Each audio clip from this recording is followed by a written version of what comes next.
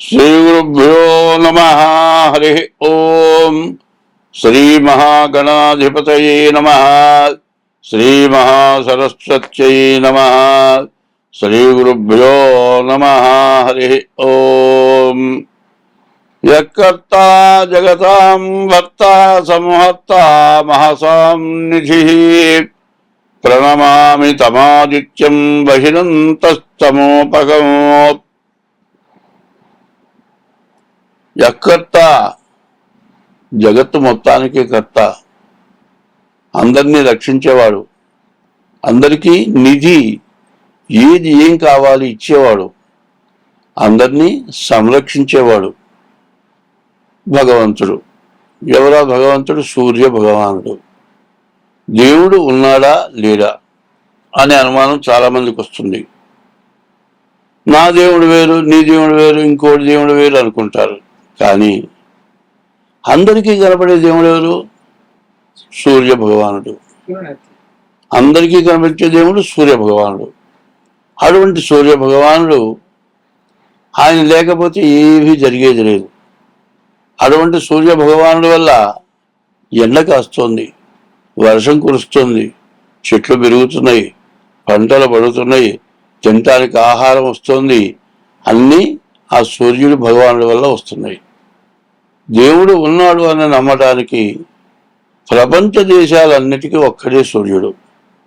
ప్రపంచ దేశాలన్నిటికీ ఒక్కడే చంద్రుడు. అటువంటి సూర్య చంద్రుడు మరి అమ్మవారికి 2 నేత్రాలట.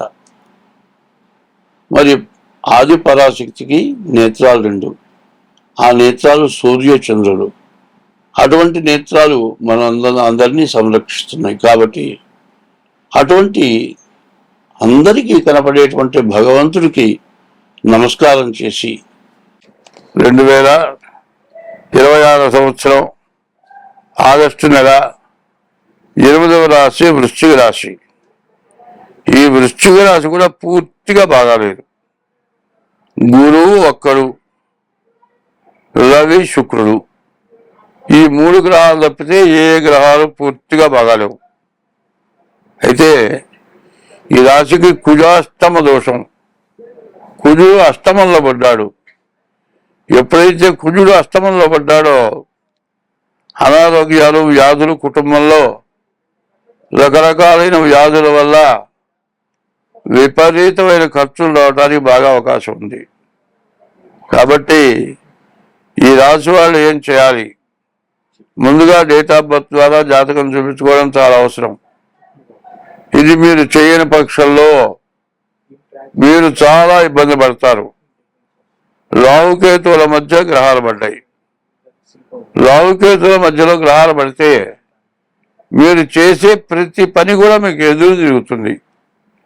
మీరు ఎవరైనా సరే తను బతికే బతుకు తిరుగులో ఏదైనా సరే లాభం పొందాలని చేస్తారు, కానీ నష్టపడాలని చేయరు. ఎక్కడో ఎవరో దగ్గర ఇరుక్కుంటారు. ఈ రాశి వాళ్ళ పరిస్థితి చెప్పాలంటే ఒక చీటీ పాడుకుంటే చోట, లేకపోతే ఒక ఇండస్ట్రీ పెడుతూ ఉంటేనో, హామీ సంతకాలు కనుక పెట్టారంటే వాడు డబ్బులు తీసుకొని ఎగ్గొట్టి వెళ్ళిపోతాడు. మొత్తం ఖర్చు మీ నెత్తిన పడుతుంది, మీ బాకీలు పడతారు, జైలు పాలవుతారు. ఇటువంటి పరిస్థితి అవసరమా? మీరు చాలా జాగ్రత్త పడాలి. ఈ రాశి వాళ్ళు ఎటువంటి ఇల్లు కానీ స్థలాలు కానీ అమ్ముతుంటే సాక్ష్య సంతకం పెట్టద్దు. డబల్ రిజిస్టర్లు, దొంగ రిజిస్టర్లు జరుగుతున్నాయి. ఇండస్ట్రీస్ పేరుతో డబ్బులు తీసుకుంటారు, నిన్ను హామీ సంతకం పెట్టిస్తారు, డబ్బులు తీసుకొని పరారైపోతారు. నువ్వు, నీ ఆస్తులు, నీ కుటుంబం కూడా భ్రష్టు పడతారు. అటువంటి పరిస్థితి రాకుండా ఉండాలంటే ఈ వృశ్చిక రాశి వాళ్ళు చాలా జాగ్రత్తగా ఉండాలి.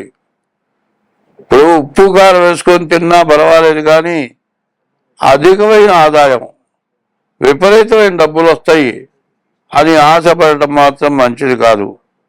అటువంటి ఆశలకు పోయినారంటే మాత్రం మీ జీవితం చాలా భ్రష్టు పడుతుంది. అట్లా భ్రష్టు పడకుండా మీరు నిలబడాలి అంటే మీరు జాగ్రత్త పడటం చాలా అవసరం. స్వస్తి. ప్రాణవాయువుతో మనం బతుకుతున్నాం. మనకొచ్చే బొగ్గు పులుసు వాయువుతో చెట్టు బతుకుతుంది. చెట్లను చంపటం, భార్యా పిల్లల్ని చూడకపోవటం, తల్లిదండ్రులకు అన్నం పెట్టకపోవటం, పరస్త్రీ వ్యామోహత్న బతకటం, ఇవన్నీ కారణం ఏంటి?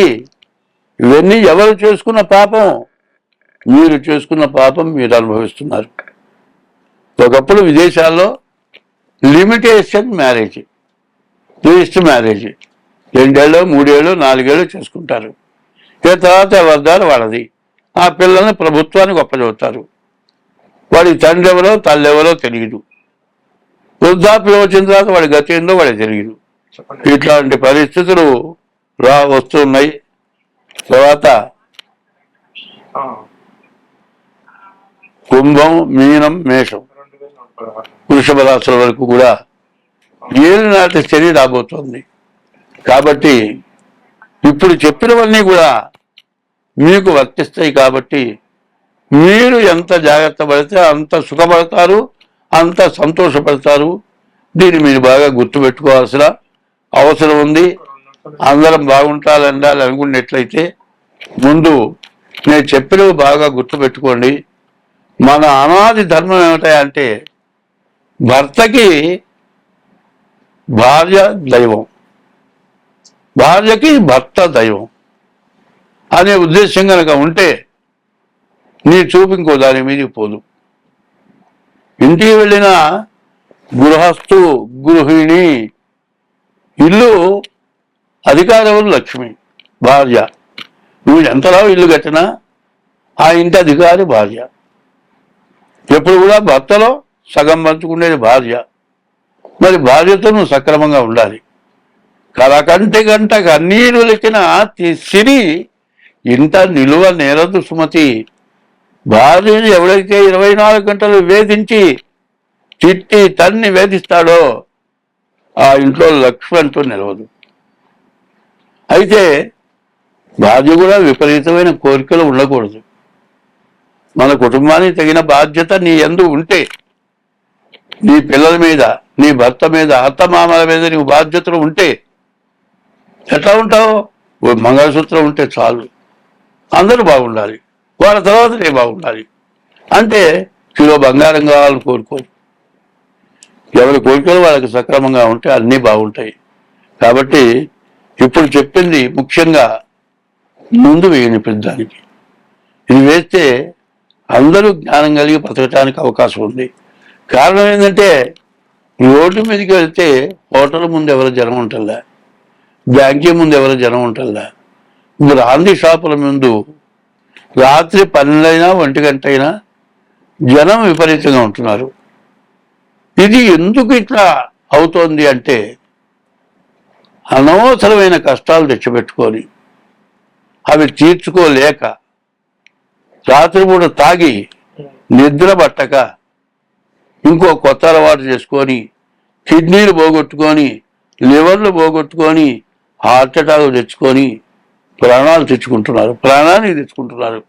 కాబట్టి ఈ చెప్పేది ఎవరిని నేను విమర్శించి మాత్రం చెప్పటం లేదు, ఎవరి మీద ద్వేషంతో చెప్పటం లేదు.